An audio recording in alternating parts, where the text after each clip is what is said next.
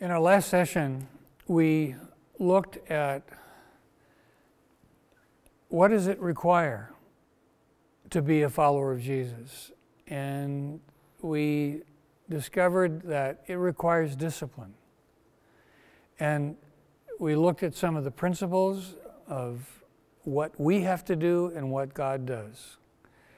And in this final segment, I would like to share with you a spiritual discipline tool that we have used for a number of years around the world to help people to discipline themselves in order to be servants. And we call it the discipline of love. Some people call it love actions. It doesn't matter what you call it. And this is not the only way, but it's one way that we've found is effective. Actually, it's impacted a huge church in Africa. And the whole congregation of thousands of people practices this on a regular basis. And the impact in their community has been phenomenal. And it's basically learning to be a servant.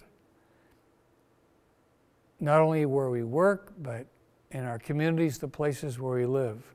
It's a very simple tool. And I'm going to present something to you that looks a little bit complex, but it's really not once you get into it and you begin to practice it. But it gives you a way to think about how can we serve others. And one of the things that we need to think about is what is the objective of serving?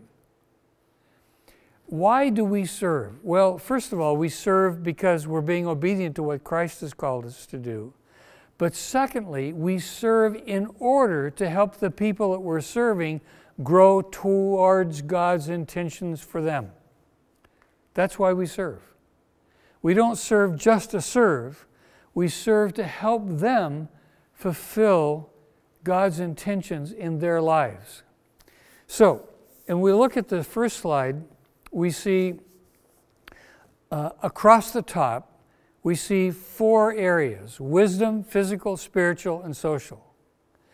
And the reason we've chosen these 4 areas is because in Luke 2:52, we see that Jesus grew. Luke records that, Dr. Luke records that we see Jesus grow in these 4 categories.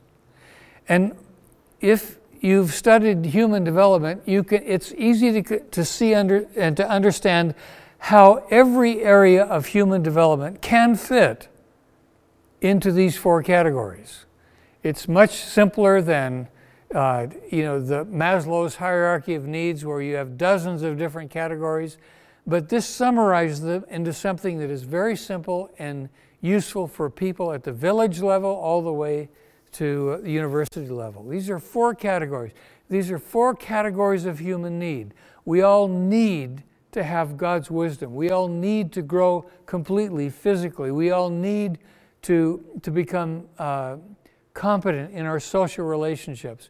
We all need to have a fulfilling, full spiritual relationship with the Lord.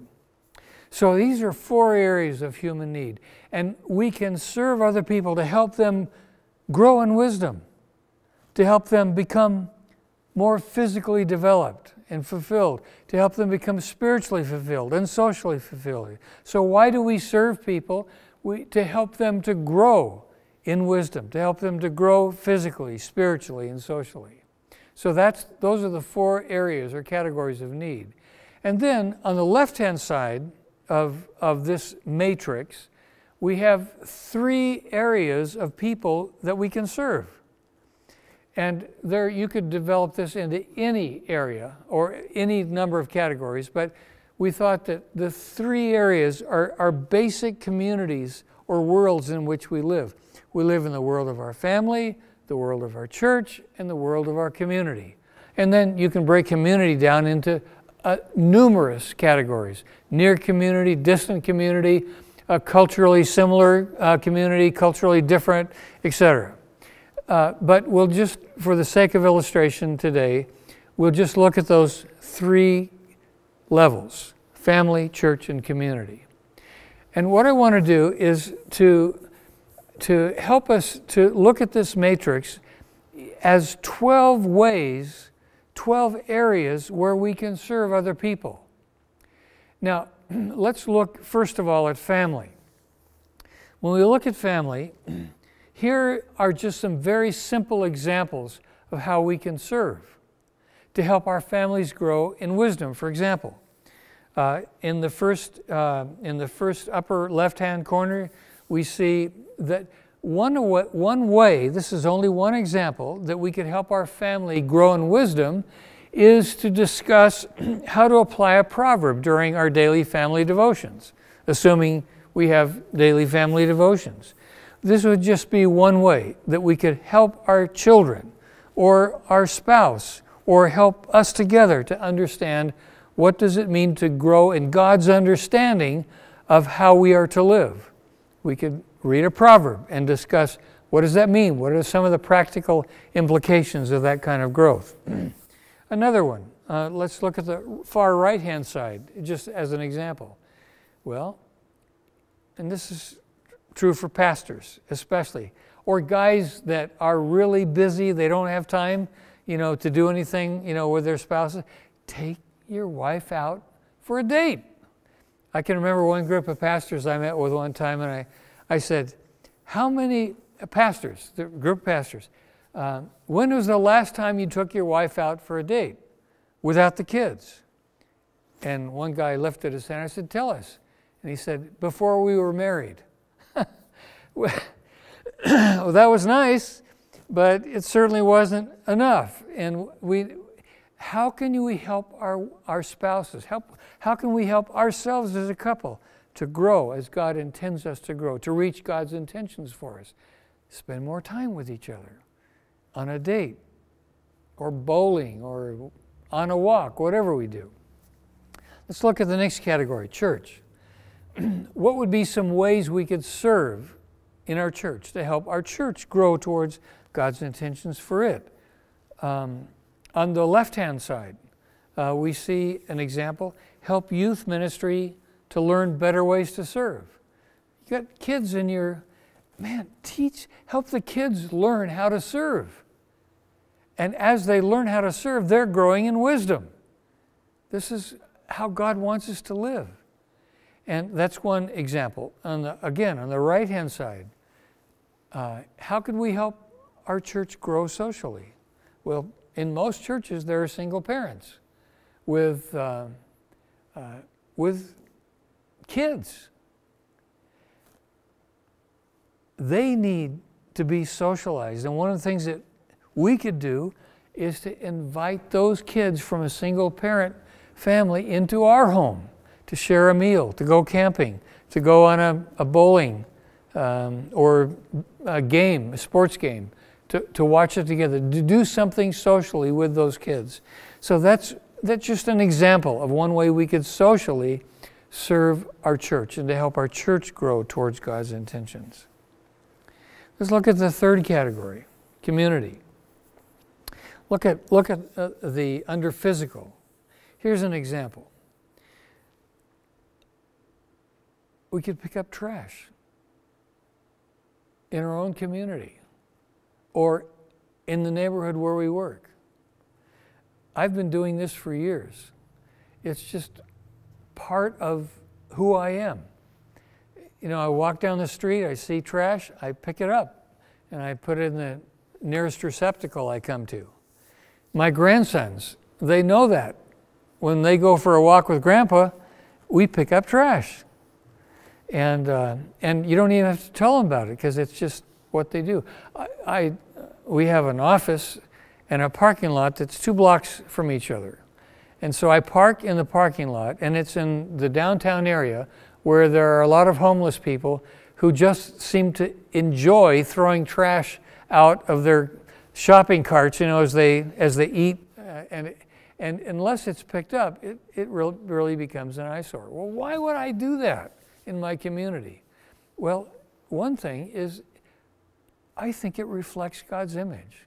God loves a clean community. And sometimes when I do this, I just sing, "This is my Father's world." And it is our Father's world. And so we as we walk, we pick up the trash. Well, actually, every day when I leave the house, I pick up one of these grocery sacks. And I scrunch it up, put it in my back pocket, and when I get out of my truck and I walk the 2 blocks to my office, I take out the bag, and often I can't pick up all the trash that's on the way, but I can at least fill the bag. And when I get to the office, fortunately there's a city receptacle right across the street from us, and I just go over there and I put it in. Why do I do that? People look at me funny sometimes. Actually, one time this week, there was a lady walking to the university, which is downtown, and she as she walked past me, as I was picking up trash, she turned to me and she said, "Thank you." Well, she doesn't know whether I'm a Christian or not, but the homeless guy that sits across from our office with his shopping cart, he does know. And his name is King. That's his nickname. I don't know what his real name is, but we talk, and he knows what I do, and he sees that there's a follower of Jesus who cares about his community. Actually, that's what one homeless guy said to me as he walked by me one day. This was a couple of years ago. He said, "Now there's a man that cares about his community." We all ought to be known for the fact that we care about our community. So that's what the discipline of love is. It's thinking of different ways that we can help other people grow towards God's intentions for them. In our family, in our church, in our community. And that needs to be a lifestyle, not just something that we do because it's an assignment for a project, but because I want you to get accustomed to what this, and to get a taste of what this might mean. I'm going to give an assignment to all of us. And that assignment is to look at that matrix of 12 areas. And I want you to choose one of those. What is one of those where in the next 24 hours you can serve somebody? In your family, in one of the 4 areas, in your church, in one of the 4 areas, or in your community, in one of the 4 areas. I want you to think about that.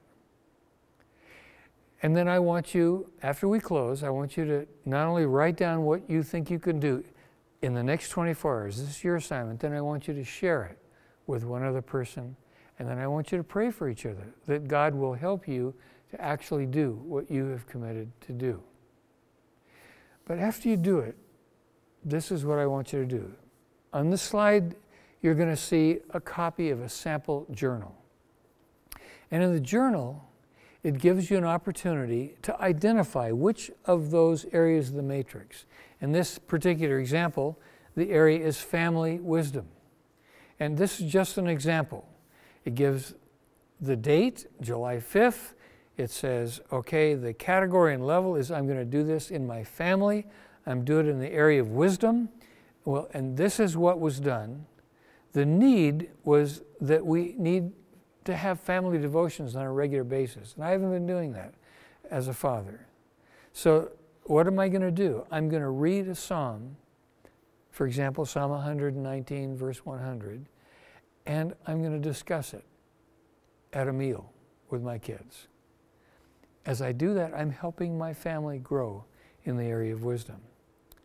And then I ask the question, what did God teach me as I was reflecting His image of a servant as I'm serving my family? And then what I want you to do is I want you to write the journal, and I want you to send it by email to the other members of your cohort that you're studying with here. God bless you as you learn the discipline of love.